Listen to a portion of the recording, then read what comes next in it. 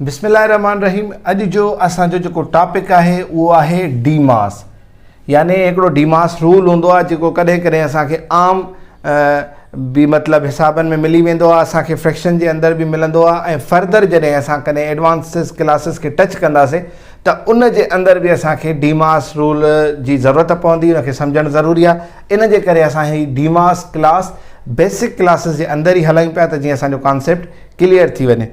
हाणे डीमास अगर इन लफ़्ज़ के ही ॾिसूं त लफ़्ज़ पाण ही हिकिड़ो कानून आहे, उहो कहिड़ो त डी मतिलबु आहे डिवीजन, एम जो मतिलबु आहे मल्टीप्लिकेशन, ए जो मतिलबु आहे प्लस, एस जो मतिलबु आहे सबट्रैक्शन। वंड ज़रब जोड़ कट ही हिकिड़ो कानून आहे। उहो ईअं आहे त जॾहिं बि असांखे हिसाब मिलनि, जॾहिं असांखे निशानियूं मिक्स मिलनि, असां हिन कानून तहत असां उनखे सॉल्व कंदासीं। जे हिकिड़ो मिसाल फ्रैक्शन में कुझु हिन तरीक़े सां बि असांखे हिसाब मिलंदा आहिनि। हाणे ही त मूं हिकिड़ो तरतीब में लिखियो आहे डिवीजन, मल्टीप्लिकेशन, एडिशन, सबट्रैक्शन, पर जॾहिं हे बेतरतीब मिलनि तॾहिं बि असांखे हिन रूल खे फॉलो करणो हूंदो आहे। जीअं आहे डिवाइड, त सभ खां पहिरियां असां डिवाइड हिते हल कंदासीं। डिवाइड कीअं, मतिलबु हिन दर्जे खे असां सॉल्व कंदासीं। मां हिन ते वधीक सिंप्लीफिकेशन कोन पियो रखां हिते, छो त असां ऑलरेडी डिवीजन सिखी आया आहियूं, त मां हिन जो आंसर रखंदुमि हिते। त हिन जो आंसर आहे 5/6। मतिलबु तव्हां छा कंदासीं, असां पहिरियों डिवीजन हल करे ईंदासीं, बक़ाया दर्जो साॻियो रखंदासीं। उन खां बाद में असांखे ख़बर आहे त डिवीजन हल करण खां पोइ मल्टीप्लिकेशन हल करणी हूंदी आहे, त हिन मल्टीप्लिकेशन खे हल कंदासीं। हल कीअं कबो आहे ऑलरेडी असां हिनखे डिस्कस करे चुका आहियूं। असां सिर्फ़ु ऐं सिर्फ़ु हिते हुनजो आंसर लिखंदासीं। 5/4 हिन जो आंसर आहे।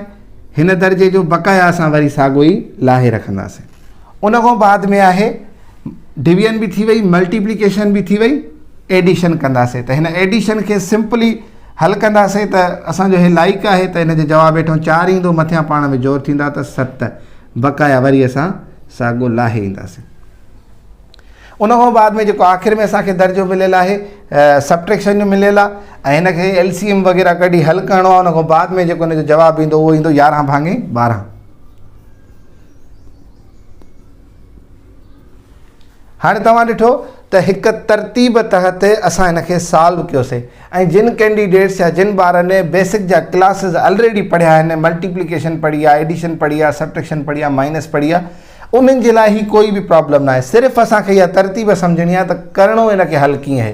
त जीअं जीअं असां एडवांस क्लासिस जे अंदरि वेंदासीं, असांजा क्लास ईअं नंढा नंढा शार्ट ऐं मतिलबु हिकिड़ा मतिलबु हिकिड़ी कम जी टॉपिक ते मतिलबु मबनी हूंदा, वधीक उन में बहस न हूंदो। जे तव्हां ॾिठो त मां हिते कंहिंखे बि वधीक तफ़सीली हल कोन कयुसि, सिर्फ़ु मां हुनजे ते जवाबु लिखियुमि। छाजे करे त ऑलरेडी असां उन्हनि खे पढ़ी आया आहियूं। त जे क्लासिस तव्हां कोई बि मिस न कयो, पढ़ंदा अचो, छो त अॻिते हली जेके एडवांस क्लासिस पढ़ंदासीं, मां सिर्फ़ु ऐं सिर्फ़ु हुनजो हिकिड़ो रेफरेंस ॾेई करे अॻिते हलियो वेंदुमि। तव्हांखे क्लासिस इहे ई इनशाला कमु अची वेंदा। ॿिए नंबर ते जेको एग्ज़ाम्पल खणूं पिया उहो इहो आहे। हीअ असांखे हिकिड़ो एग्ज़ाम्पल मिलियलु आहे जंहिंमें असांखे वरी बि डीमास रूल अप्लाई करिणो आहे। त जीअं पहिरियों असां हिननि खे हल कंदासीं, छो त डिवीजन हल करणी हूंदी आहे।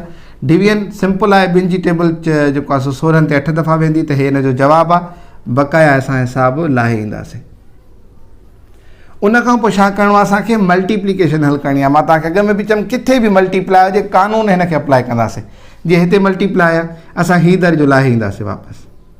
हिनखे ज़रब कंदासीं 5 चौंक 20, वरी -2 लाहे ईंदासीं। पोइ छा आहे, असांखे एडिशन छॾाइणी आहे। एडिशन छॾाइजी वई, असांखे हाणे आख़िर में माइनस छॾाइणी आहे। हे हुनजो जवाबु आहे। सो अहिड़े तरीक़े सां हीअ नंढड़ी हिकिड़ी टॉपिक ई जंहिंमें डीमास मतिलबु सम्झाइणु पियो चाहे, छो त इहो अॻिते असांखे क्लासिस में मतिलबु इलाही इंपॉर्टेंट टॉपिक आहे ऐं कमु अची सघे थो। सो इंशाल्लाह वरी मिलंदासीं हिकु नेक्स्ट वीडियो में नई टॉपिक सां गॾु। तेसिताईं गॾिजो सिंधी थॉट्स सां। वस्सलाम वालेकुम वरहमतुल्लाह।